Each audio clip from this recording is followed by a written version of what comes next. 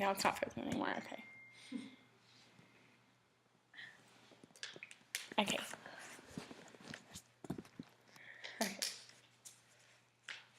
Almost exactly 10 years ago to the day, when I was in 4th grade, my family and I started our day out like any other.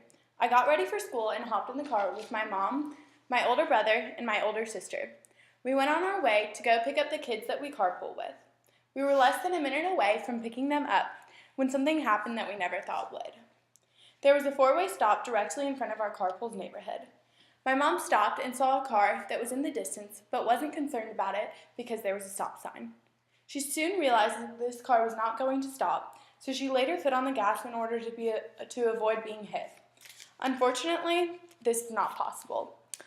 The car hit in the passenger side in the very back row where I was sitting, and we flipped 6 times and landed upside down in a ditch. I was knocked unconscious when this happened, so I don't remember too much of it. But the first thing I remember was waking up on the pavement to a paramedic over me telling me that I had been in a car accident and that we were going to be flown in a helicopter to Johns Hopkins Hospital. I ended up having a brain bleed. I broke my hip and I broke my arm. The day that I was supposed to have my brain surgery to stop the bleeding had just stopped for no reason, and so luckily I didn't have to have surgery. But I went through many years of physical therapy to help me regain the strength that I lost in my arm and in my hip. And my sister also broke her hip. When the seatbelt locks, it crushes your hip bone. That's how you know that it's working properly so you don't get thrown from the car. And she had a spinal hematoma. My brother and my mom walked away without a scratch, and they were completely fine.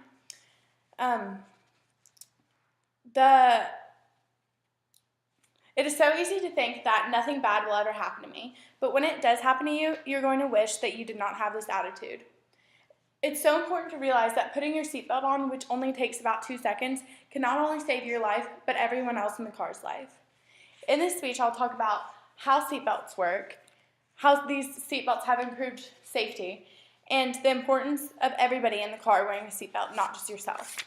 How many people have ever put their shoulder strap of their seatbelt behind them? It is crucial to not only wear your seatbelt, but to wear it properly. The day that I was in my car accident, a family had been in just a few hours earlier. They were not wearing their seatbelt properly, and the lap belt part of the seatbelt was laid over their stomach instead of their hips. Whenever the seatbelt locked, it crushed their internal organs, and they unfortunately died from this car accident. That's why kids have to sit in car seats so that the seatbelt will hit them properly. So if you put your shoulder strap behind you, then your seatbelt is not working properly, and there's nothing stopping you from being thrown from the car. According to the Governor's Highway Safety Association, nearly every state has some sort of law that requires you to wear a seatbelt. There are both primary laws and secondary laws. A primary law means that you can be pulled over for not wearing your seatbelt without committing any other traffic violations. But with the secondary law, you can receive a ticket for not wearing your seatbelt, but you have to be pulled over for some other offense. According to the National Center for Injury Prevention and Control, motor vehicle crashes are the leading cause of death in the past 3 decades. More than half of the people killed in car crashes were not restrained at the time of the crash. Seatbelt use is on the rise, but 1 in 7 people still do not buckle up. Has anyone ever gotten into a car where they were wearing a seatbelt, but at least one other person in the car was not? I know it might be a little uncomfortable to tell your friend or someone you don't know to put their seatbelt on, but it is so important that you do. If you get into a car accident and somebody in the car is not wearing a seatbelt, they act sort of as a pinball and can kill or severely injure all of the other passengers. According to the Association for Safe International Road Travel, nearly 1.3 million people die per year from car accidents. That is 3,287 deaths per day. Over 53% of people in fatal car crashes are not wearing seatbelts.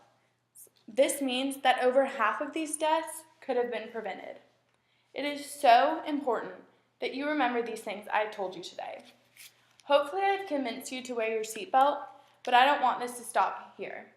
Tell your friends and family to buckle up. Refuse to start driving until everybody in the car has their seatbelt on.